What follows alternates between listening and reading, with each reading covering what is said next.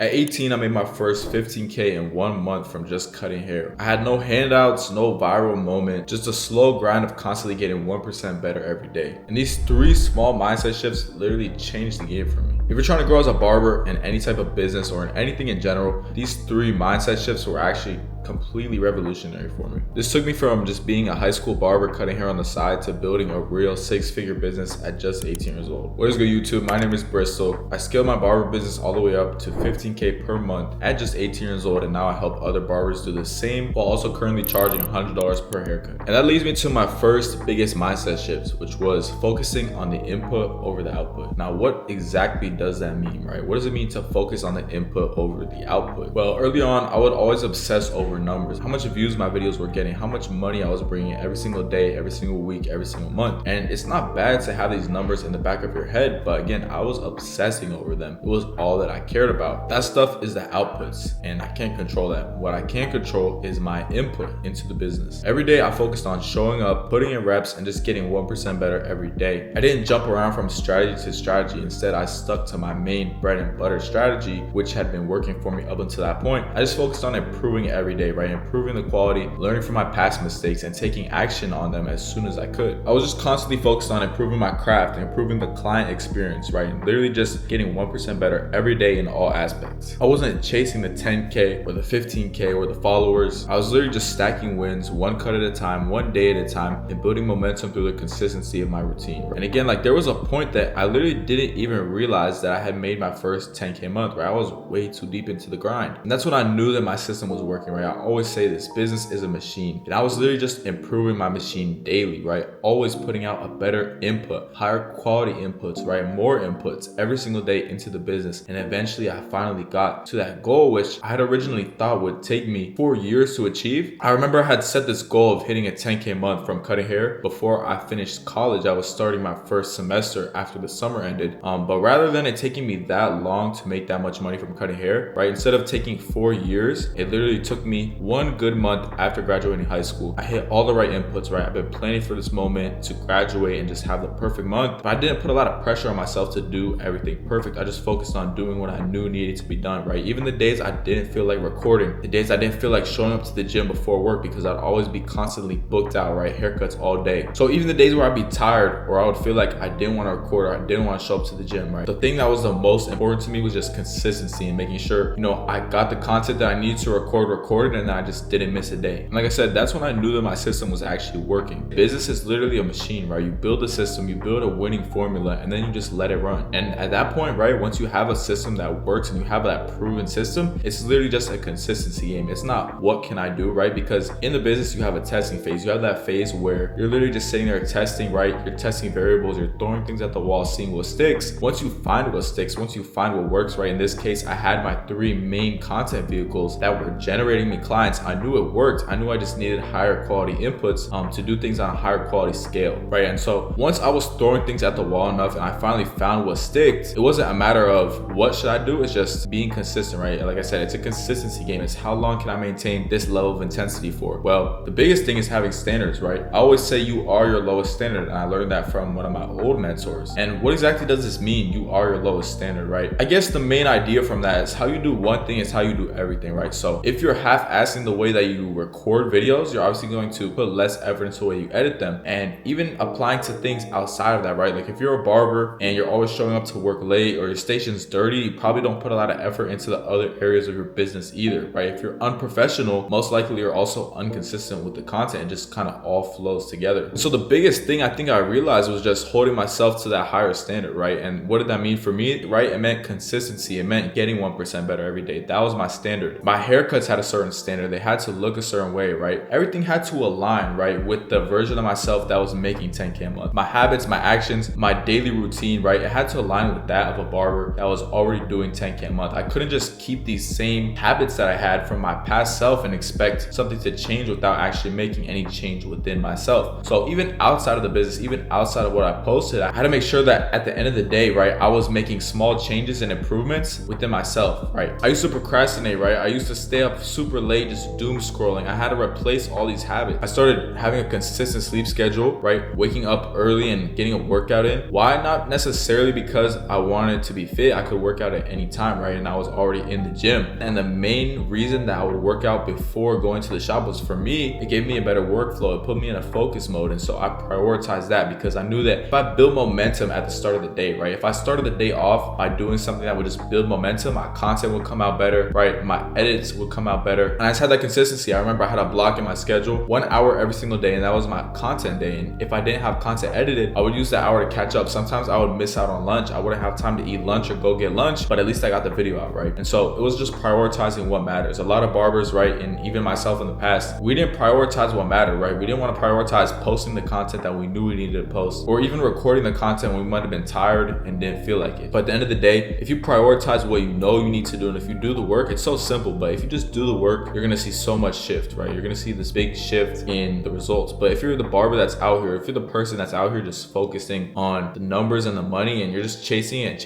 it's really true what they say, right? If you're chasing it, you're gonna have a hard time actually getting to it. But if you align yourself with the output, it sounds cliche, you probably heard it before, but if you align yourself with the desired output, you're going to realize that it just becomes attracted to you. The second big limiting belief that I had, again, was my mind. Limiting beliefs. What is the limiting belief? You know, in general, right, in short terms, it's literally just an excuse. All the excuses I told myself when I saw other barbers charging $100 on IG, it was fake, they got lucky, they were in a better city than me. All these excuses to myself on why other people were where I wanted to be and why I would never get there, right? All these excuses to myself. And I'm here to tell you that if you see this out here, right, it's possible. There's no difference between you and the people that you see. For me, a huge shift came when I saw this barber who was still a good friend to this day. I saw him on social media. I saw him being 1 year younger than me, charging $75, getting booked out, right? I saw him go from 35 to 75 in just 90 days. And that was when I realized there was no excuses, right? He was a 20-minute drive for me, literally in the exact same area, a year younger than me, getting booked out, hitting 10K months, charging 75 a cut. And at that moment, I just realized, I thought to myself, I said, what am I doing wrong? No, there really is no excuse. I could sit here and continue making excuses to myself about why he's in a spot that I want to be in, but instead I had to realize that I was accountable for everything, right? The results that I had were because of my actions leading up to that point. I was in the situation I was in based off me and me alone, and he's in the situation he's in based off his actions and his inputs, right? It's a game, again, of inputs and outputs. And so I continued telling myself up until that point that content wouldn't work, right? Or my content wouldn't work, just because I didn't have the right strategy. I saw him charging high prices and I made a bunch of excuses saying that, oh, he's probably not booked out, he's probably not getting a lot of clients. And you just start making assumptions and justifying to yourself all this stuff, when really at the end of the day, the biggest thing you should be doing is realizing that because this person has those results, especially being in such a similar situation, there is no excuse, right? So again, everything changed when I really stopped making excuses to myself about why I wasn't where I want to be at. That was the biggest ceiling I had to break, right? Was my own mind. And this comes to the second point, where everybody is going to be trying to give you advice, right? One of the biggest shifts I had was when I stopped taking advice from just anybody. I looked at the person that was in the situation I wanted to be in. I'd take advice from them. But when I first got into the shop, every single barber was trying to give me advice on what to do, how I should focus, telling me not to post content, telling me that I was wasting time trying to raise prices, telling me that I was charging the wrong price, or that my price wasn't worth or that my price didn't align with how long I've been cutting hair, my experience, or just that I was doing my pricing wrong, I was doing my content wrong. And then I looked at it and I really thought to myself, do these people have the desired result that I want? Most of them were still charging $40 and had been at the same price point for over a year, the same income for over a year, and had tried posting content and were not consistent with it. They posted, they fell off, and they had no strategy, right? It wasn't working for them. And so I was letting their own limiting beliefs and excuses project onto myself, right? They told me it wouldn't work. I believed it wouldn't work. Once I shifted and I started taking advice from people who I actually wanted to be like, everything changed. I stopped telling myself, again, I looked around and I realized that the barbers who were trying to give me advice had been charging the same price for years. Again, they weren't where I wanted to be, so why would I even listen? I remember another time when I was even going to raise my prices past $50 a cut. My own father told me to be careful because he thought that I might lose all my clients. He said he'd never seen a barber charge that price. And again, this was something out of concern, out of love. But my father had never cut hair, right? With all respect to him, he never cut hair. He never even run a business. So even though he was concerned for my business, and I did consider listening to him and holding off on the price rise, the best thing I did was just take the risk, trust myself, trust my own expertise, and know that it was possible, right? There was other people charging 60. Maybe he didn't know about them, but I did. And they were in my exact same situation, putting in the exact same inputs as me, right? And this shift saved me years of being stuck in the same spot. Even back when I was in high school, school, right? I remember kids in class would try and tell me that I would make more money if I lowered my prices, or so-and-so's dad runs a company and they know about business, and all BS, right? It's all people projecting insecurities onto you, or